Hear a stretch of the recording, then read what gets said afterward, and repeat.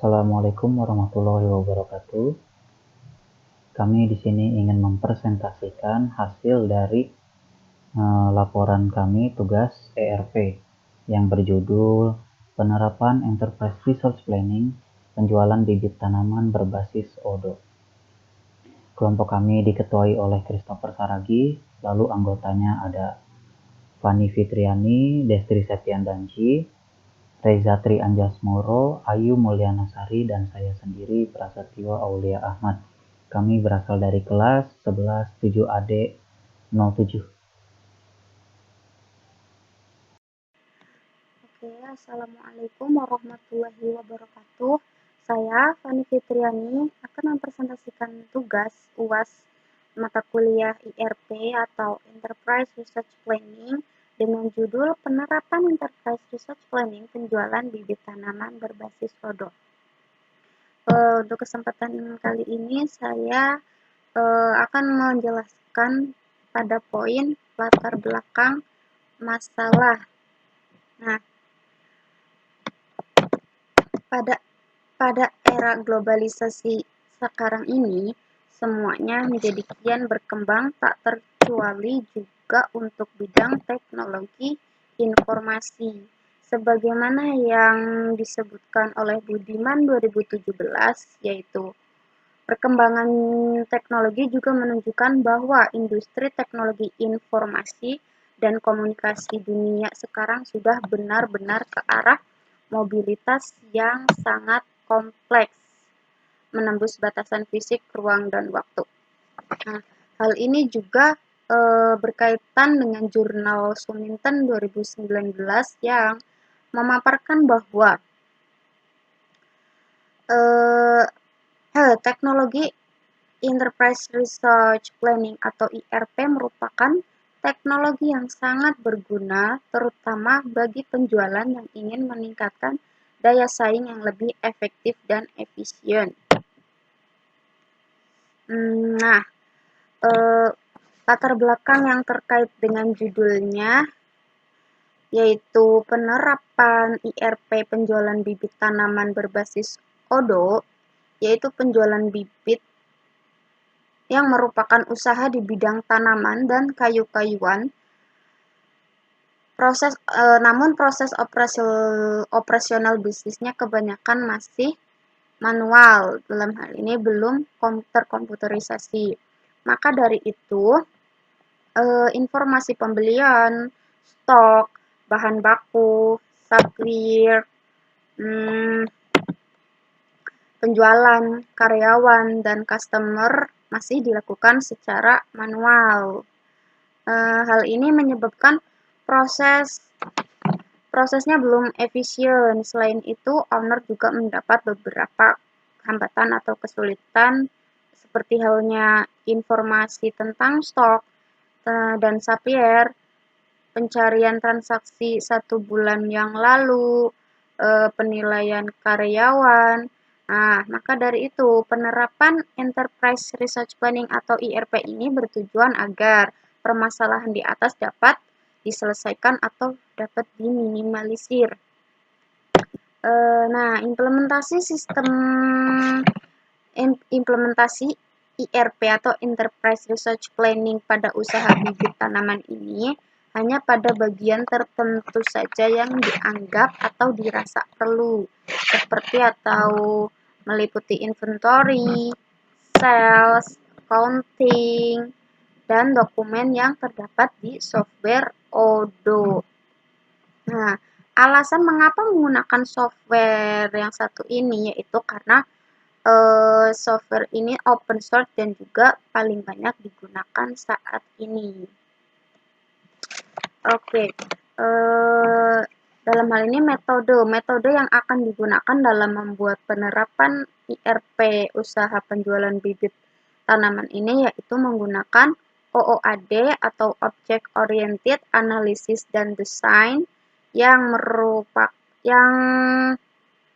mana metode ini merupakan metode untuk menganalisis informasi mengenai konteks sistem, mendukung menangani data berjumlah besar, dan juga memakai UML dalam merancang sistem informasinya. Nah, itulah tadi latar belakang masalah daripada penerapan IRP penjualan bibit tanaman berbasis Odoo. Sekian, terima kasih.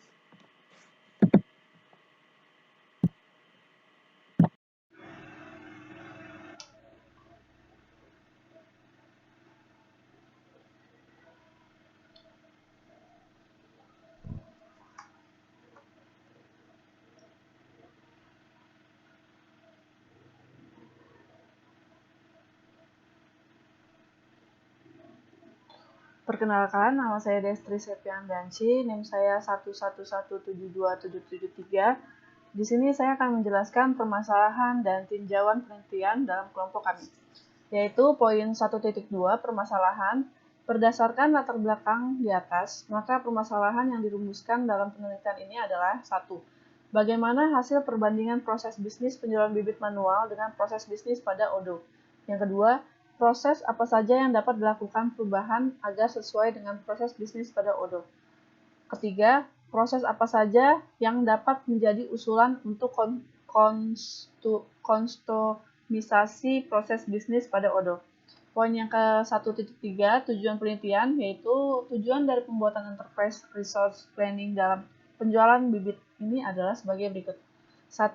Untuk mempermudah dalam proses bisnis penjualan bibit tanaman di secara komputerisasi dengan menggunakan sistem Enterprise Resource Planning atau IRP. Yang kedua, dapat meminimalisir kesalahan dalam proses penjualan di dalam proses bisnis yang manual. Yang ketiga, menambahkan atau mengurangi proses bisnis penjualan bibit tanaman.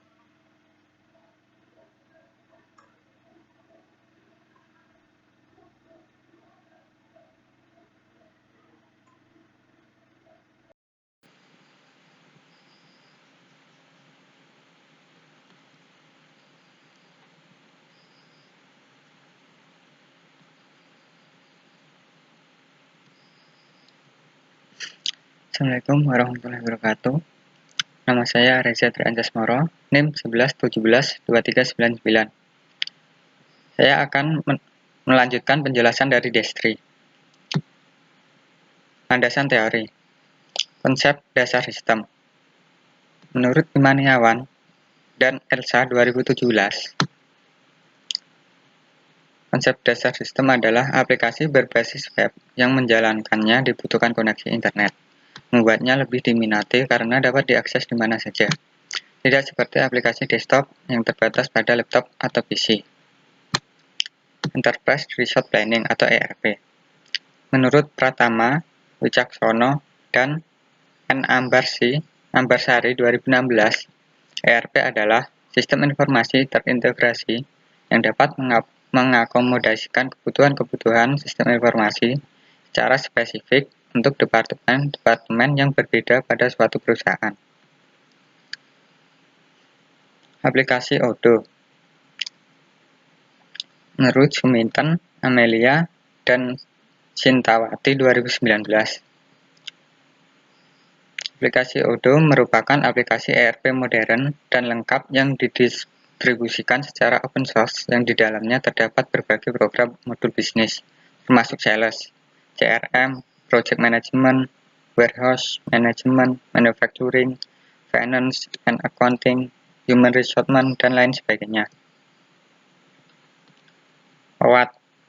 Menurut Hasanuddin 2016, Object Oriented Analysis Design atau OWASP adalah metode analisis yang memeriksa requirement dari sudut pandang kelas-kelas dan objek yang ditemui dalam ruang lingkup permasalahan yang mengarahkan arsitektur software yang didasarkan pada manipulasi objek-objek, sistem atau subsistem.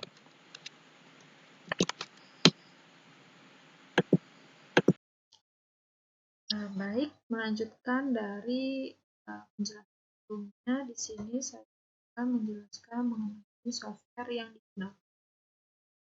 Bisa dilihat di sini, memang penerapan Enterprise Resource Planning memerlukan atau membutuhkan berbagai software yang dapat menunjang pembuatan. Ada beberapa software yang kami gunakan. Yang pertama, software Odoo. Odoo kami pilih ada dengan beberapa pertimbangan yang kami anggap layak dibanding dengan software lain. Ada 3 poin. Yang pertama di poin A ada penggabungan atau kombinasi.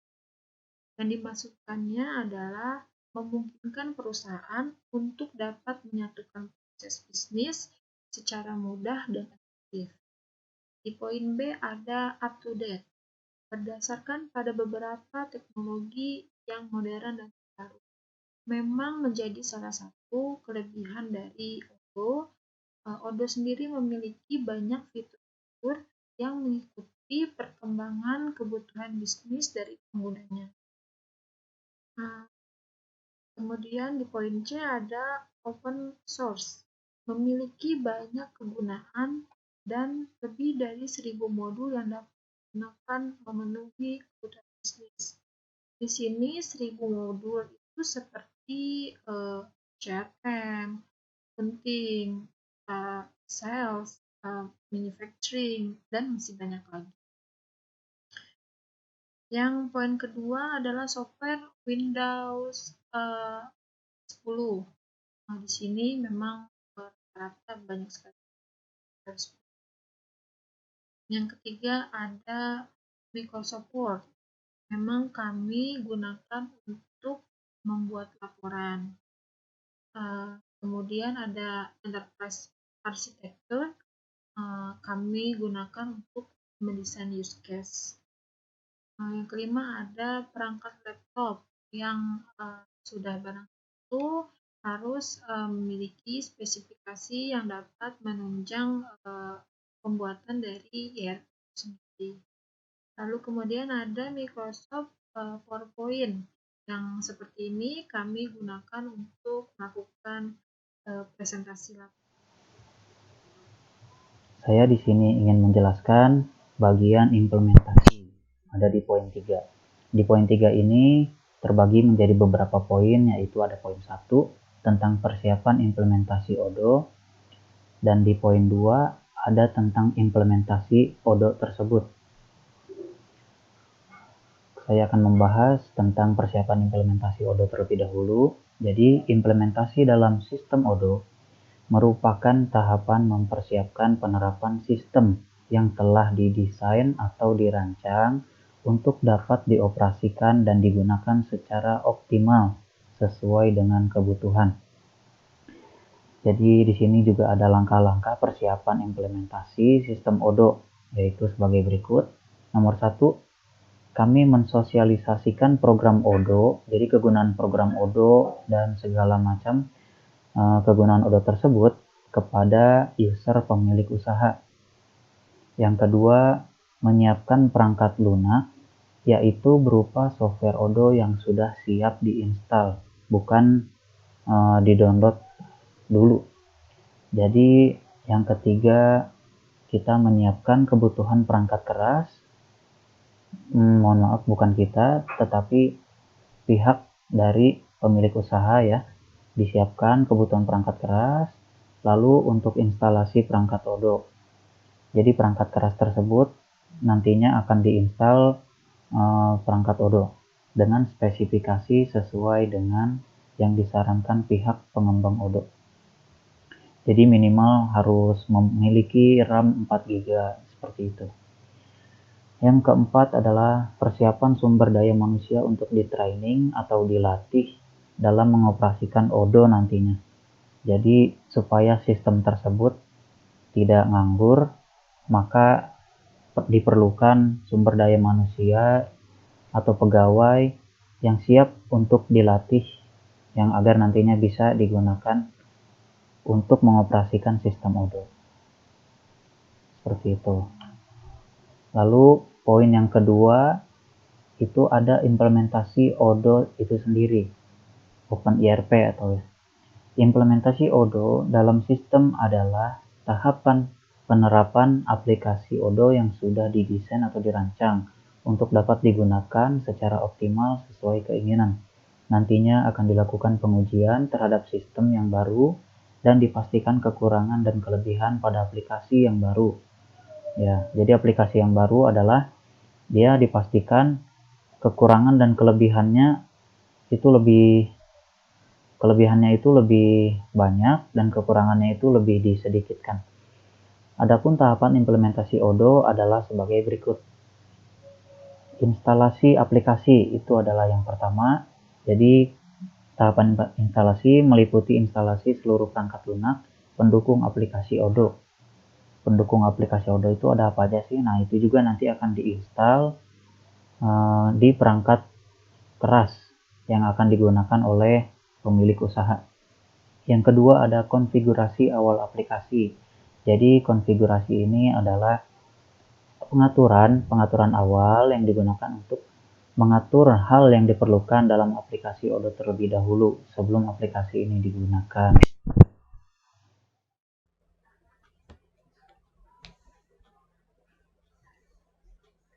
Perkenalkan, nama saya Christopher Saragi, NIM 111172243. Di sini saya akan menjelaskan tentang use case, yang dimana tadi sudah dijelaskan oleh Prasetyo dari slide sebelumnya, oleh Prasetyo. Di sini saya menjelaskan tentang use case yang ada di penerapan ERP. Yang pertama itu adalah use case inventory, yang dimana itu menggambarkan tentang modul inventory yang memiliki dimana 3 aktor, yaitu petugas gudang, kepala gudang, dan owner perusahaan. Di use case ini itu memfokuskan tentang masuk dan keluarnya barang bibit, mengolah data barang bibit, pengiriman bibit, dan buat surat jalan pengiriman bibit, serta memegang kendali tentang laporan. Yang pertama saya akan menjelaskan petugas gudang, di mana dia bisa mengolah data barang bibit di sistem itu. Terus ada mengolah data barang masuk bibit, mengolah data pengiriman bibit, dan membuat surat jalan pengiriman barang. Sedangkan ada juga di sini ada kepala gudang, yaitu mengelola data laporan barang bibit, mengelola laporan data masuk barang bibit, dan mengelola laporan data pengiriman bibit. Yang terakhir itu ada owner itu sendiri, itu hanya dapat melihat laporan-laporan yang telah dibuat oleh kepala gudang. Yang kedua itu ada use case sales, di mana use case sales itu memfokuskan proses di bagian pemesanan produk dari pelanggan atau perusahaan. Use case ini ada 3 aktor, yaitu ada kepala admin, dan sales, di mana aktor itu berinteraksi dengan sistem yang data pelanggan, mengelola data pemesanan bibit dan surat penawaran produk, serta membuat laporan setiap ada pemesanan yang masuk. Saya akan jelaskan detailnya, yaitu ada admin mengelola data pelanggan, mengelola data pemesanan bibit. Di kepala admin itu adalah mengelola laporan pemesanan yang masuk. Yang ketiga adalah sales, itu membuat surat penawaran produk ke customer. Selanjutnya ada use case accounting. Use case accounting ini berperan di mana use case accounting ini ada 3 aktor di dalamnya, ada manajer keuangan, direktur keuangan, dan pegawai akuntansi. Dalam aplikasinya nanti aktor ini mengatur kas keuangan perusahaan, membuat pelaporan seputar laba dan rugi, mengelola pembayaran faktur, dan serta membuat jurnal. Di pegawai akuntansi itu ada 3 use case, yaitu mengatur kas keuangan perusahaan, membuat jurnal buku besar penjualan, membuat pelaporan seputar laba dan rugi, dan piutang.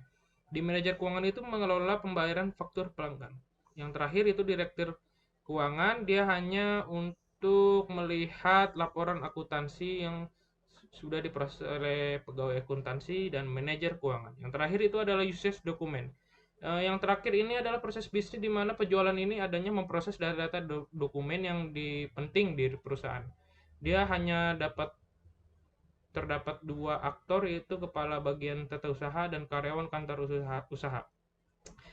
Proses ini memfokuskan dokumen-dokumen seperti dokumen perusahaan sampai dokumen akuntansi. Di kepala bagian tata usaha itu sendiri mengelola dokumen perusahaan, membuat laporan dokumen.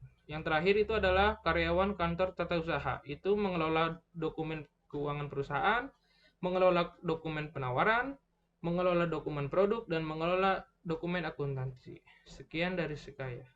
Saya akan teruskan. Tampilan program. 1. Interface dashboard.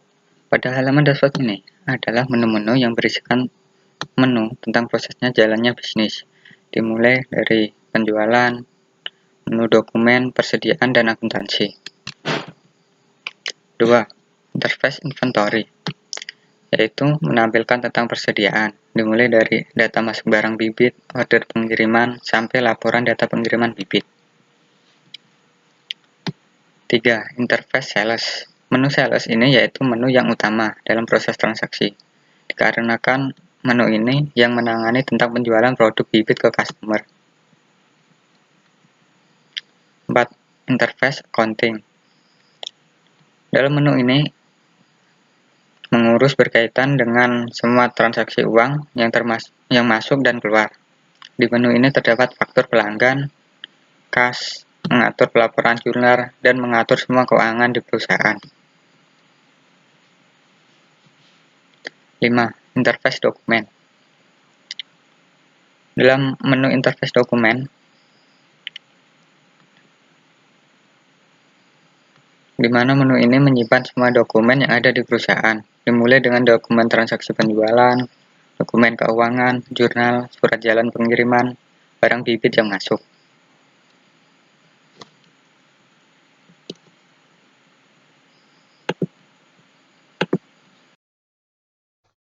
Ada banyak modul yang dimiliki oleh Odoo, namun kami memilih beberapa modul yang berkaitan dengan penjualan dari bibit tanaman.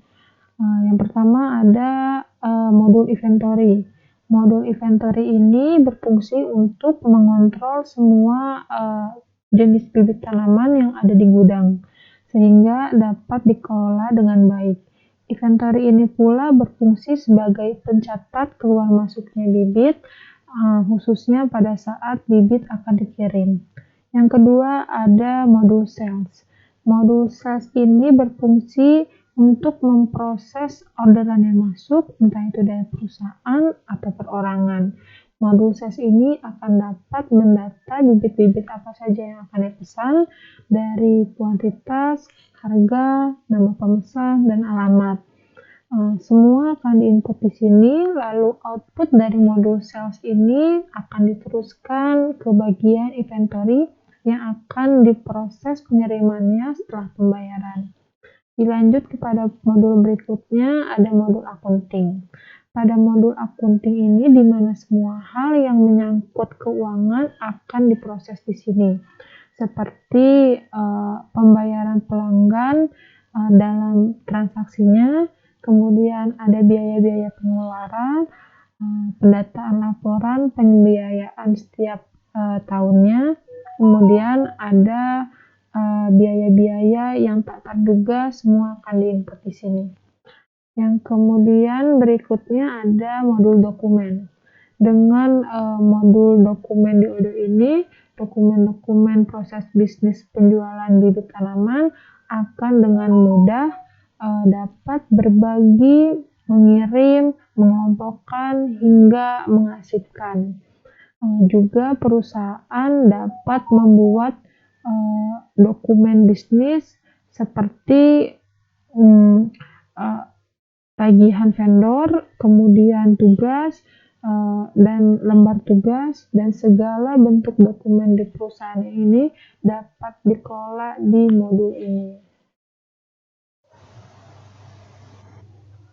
Adapun kesimpulan dari laporan kami ini yaitu